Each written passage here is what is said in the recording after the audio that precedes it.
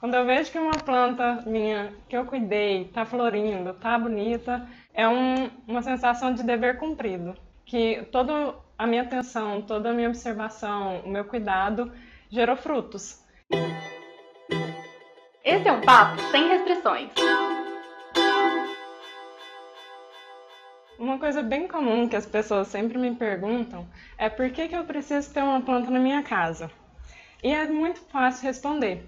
Porque quando você está fazendo toda essa prática da jardinagem, seja ela com uma, duas, três ou várias plantas, essa prática traz muitos benefícios para você.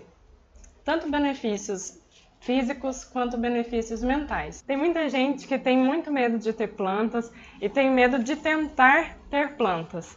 E esquece que ter plantas gera infinitas possibilidades, pode acabar fazendo você encontrar ali uma coisa que você vai gostar muito, que vai fazer parte do seu dia a dia de forma prazerosa. Então, é importante ter plantas em casa, porque quando você tem plantas, você não só cuida da sua planta, você cuida de você mesmo. Porque você reserva um tempo para ficar ali, para observar a planta, e isso acaba trazendo benefícios para você, porque você se desliga dos problemas. Quando você está lá com todo carinho, cuidando da sua planta, tendo aquele contato com a terra, mexendo, adubando, você se conecta com aquela planta e com aquele momento. Então, acaba que essa conexão é com você mesmo. Assim você desliga de todo o estresse, correria do seu dia a dia e passa a estar ali naquele momento. Além disso, quando você tem uma planta em casa, você alivia as tensões do seu corpo, as tensões da sua mente. Uma das vantagens de se ter uma planta em casa é que você pode criar novos hobbies para o seu dia a dia. Então, quando você tem uma planta, você se conecta naquele momento, você se conecta com a terra e, além disso, você acaba tornando responsável por um ser. Então, ali você começa a perceber que os seus cuidados com aquela planta podem gerar frutos que você mesmo pode utilizar. Eu, quando mexo com planta, nossa, é um momento meu e pronto, eu esqueço de tudo, sabe? É uma energia, parece que a terra, a planta, traz uma energia que eu não encontro em outro lugar. Quando eu tô estressada, o dia foi muito cheio e tal, eu pego, reservo um tempinho, eu ponho uma musiquinha lá, super leve, que aí fica, parece que é uma bolha mesmo, sabe? No início, você não vai saber de nada sobre a sua planta. Então, a ideia de ter planta em casa é que você não pode desistir. Não é fácil ter uma planta, mas se você reserva um tempo para observar aquela planta, observar a necessidade dela, é normal você buscar na internet, nos aplicativos, uma forma melhor de cuidar da sua planta. Não precisa ser nenhum profissional das plantas para aprender a cuidar delas. Então, as alternativas que a internet mostra para a gente auxiliam muito nesse início. Vai ser mais complicado mesmo, mas seguindo as dicas dos aplicativos, da internet, você vai conseguir um caminho e com observações diárias vai chegar num ponto que não vai precisar mais dessas dicas, porque você já vai saber tudo que sua planta vai precisar. Você já vai conhecer a sua planta, vai saber as necessidades dela, regar, ter todo esse cuidado e não vai precisar buscar tantas dicas. Você vai ver que a planta fala com você. E basta você observar.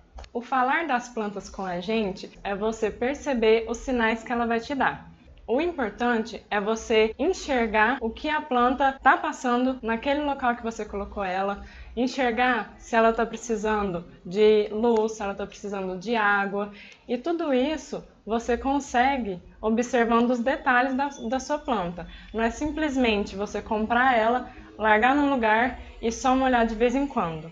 Se você não tem nenhuma planta em casa, mas quer ter alguma planta, uma dica é você fazer uma pesquisa antes de comprar. Assim, você pode linkar a necessidade dessa planta com o ambiente que você tem para oferecer para ela e também a forma que você vai poder cuidar dessa planta. Se você é uma pessoa sem tempo, você vai procurar uma planta que não necessite de cuidados diários. Se você tem um ambiente que bate muito sol, você procura uma planta exatamente para aquele ambiente.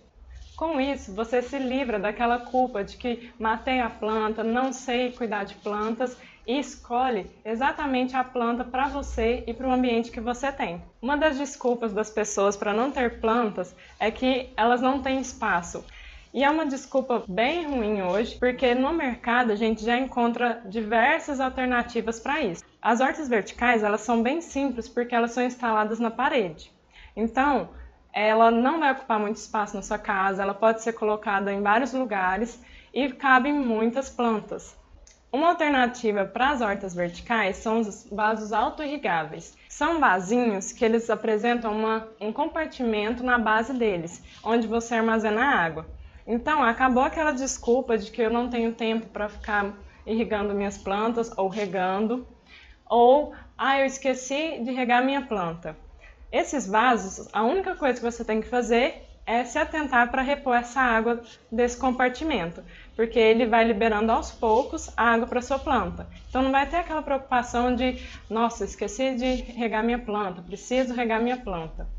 Além disso, no mercado a gente já pode encontrar alternativas bem vastas em diferentes materiais e do jeito que você quiser. E você pode escolher o que melhor combina com a sua decoração. Você pode usar a sua criatividade, você mesmo fazer os suportes de macramê para suas plantas. E em relação às hortas verticais, você pode fazer a sua horta vertical. Você pode utilizar os pallets que muita empresa deixa aí abandonado, dá uma reformadinha no pallet, instala ele na sua parede. E aí você ainda reserva um tempo para você, um tempo para desenvolver novas atividades, além de cuidar das plantas. Só que é importante a gente lembrar que a planta ela vai estar ali para decoração, mas que é necessário você atentar para o que ela precisa. A gente ouve muita gente falando que não sabe cuidar de planta e que mata até cacto.